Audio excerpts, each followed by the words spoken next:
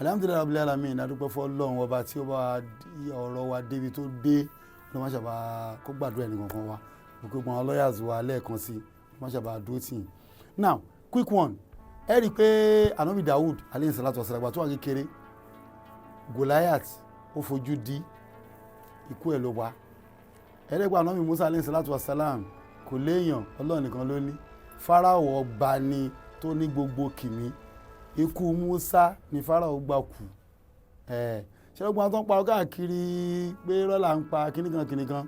ṣe ìyàrá ọ̀daràn tó sọ pé ká fi hàn òun yẹn criminal òun yẹn ìbẹ́ mọ̀ pé bó ṣe ń lọ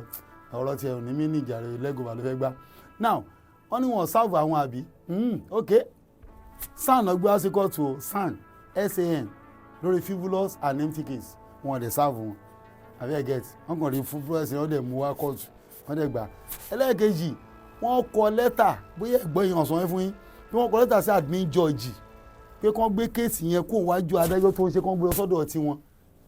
wọ́n tọ̀nà ẹ̀ dáhùn nítorí gbé gbogbo wàhálà nìyẹn ṣe ẹ ti gbọ́ wọ́n kọ́ lọ́n ti lọ sí zone wọ́n lọ fún wọn ní nǹkan bẹ̀rẹ̀ gbẹtẹ pé kí wọ́n withdraw kéèsì ẹ ṣáà gbogbo bragging yẹn ní January 25 tí kò tó bá city wọ́n máa dá kéèsì ìgbà tó ń dánù kan kí ẹ tún gbọ́ adájọ́ ò tí ì rí ìwé ó dẹ̀ ti rí ń sìn dey play ẹ ti gbọ́ dey play. torí àwọn èèyàn ń sọ̀rọ̀ káàkiri wọ́n ní àgbéra lọ kóòtù muslim bá muslim jà irọ́ o wọ́n bà mí lórúkọ jẹ́ ni ní 2021 ìbánilórúkọ jẹ́ gangan ni mo fẹ́ wádìí ẹni tó ṣe é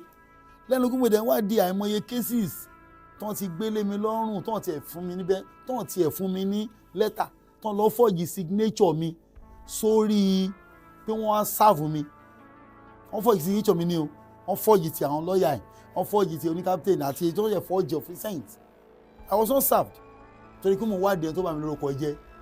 ayé kò ń sọ̀rọ̀ súnà ló wà lẹ́yìn o wọ́n bá súnà jẹ́ mi bá súnà jà o nítorí wà lẹ̀ mò ń jà fẹ́ tọ̀ mí nífẹ̀ẹ́ mẹ́rin tó bà orúkọ mi jẹ́ ojú bẹ́ẹ̀ lọ tá ń fà yẹn mo rò pé ẹ̀yin èèyàn mi lọ́wọ́ má ṣàbàmù dúró tì í. Assalamu alaikum.